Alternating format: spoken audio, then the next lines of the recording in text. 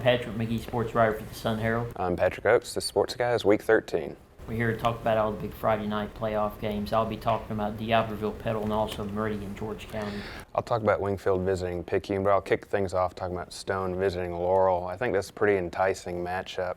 Laurel, I kind of see pretty similar to a Hattiesburg team that just beat Stone. I think, they're an offensive juggernaut up there. It's going to be tough to slow them down. Taekwon Ulmer's an athletic quarterback, and then Dontario Drummond's one of the better receivers in the state this year as a senior.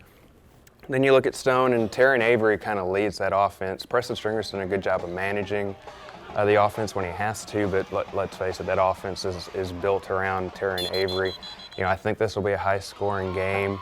I don't want to take away from Stone's defense because they've done a really good job this year slowing some dynamic players down. I just think at the end, Laurel, with the experience, they were South State runners-up a year ago to the state champion. I just think Laurel will be too much. I think they end up winning by maybe 10 or 14 points on Friday. Then you have Wingfield visiting Picayune. Picayune's back. It's pretty clear, 10-1 record. Earlier in the year, last couple weeks, I think Joshua Littles was a little dinged up. They held him out a little bit, but it's clear he's back. He rushed for something like 278 yards and 4 touchdowns last week in a rivalry game against PRC. Leandre Thomas for Wingfield's a good athlete, one of the better athletes in the state this year. Plays quarterback. He can also run the ball. He's got 16 interceptions on the year, which makes me think he's susceptible to turn the ball over. And as we know, Picayune has one of the better defenses on the coast. I think Picayune gets their playoff push started in the right way. I think maybe they actually win pretty decidedly. I think they win maybe by 18 points. Yeah, I kind of like Stone against Laurel. I think it's just a matchup. Stone's offense may give Laurel some problems. D'Iberville and Petal. Petal's had, a lot of people kind of pegged them as a team that could compete for state again this season. It really hasn't kind of played out that way. And they're coming in, Stephon Hutterson, their star running back's committed to Tulane. He missed last week. I think it was 3 straight weeks he's missed with an ankle injury.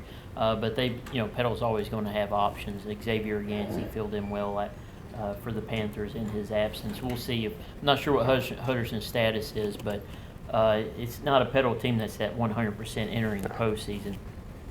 D'Iberville, they're looking more and more like some of the teams that Eric Collins had at PRC in terms of production, whether it's Michael Booker or Foster, really all those backs. They get their hands on the ball, they can make something happen. The offense is becoming more efficient with a week, and they really haven't even installed the entire system. I talked to Eric Collins about that.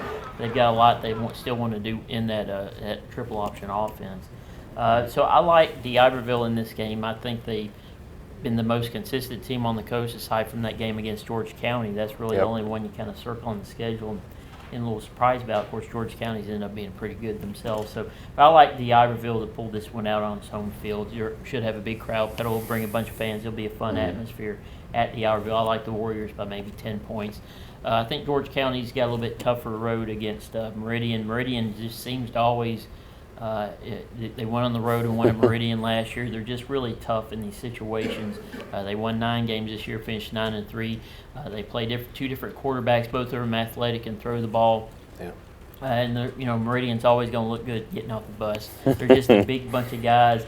George County's going to be a little bit undersized compared to Meridian, especially on the defensive side of the ball. But George County, of course, Raymond Spivey has had an outstanding season, drawing in on 4,000 yards passing, run for over 1,000 yards. He's really been one of the MVPs on the coast this year, I think, without a doubt. And Tyrese Freifogel and Dwan Williams both have 1,300 yards receiving this year. How often does that happen in a regular season for a high school team to have 2 guys hit that mark?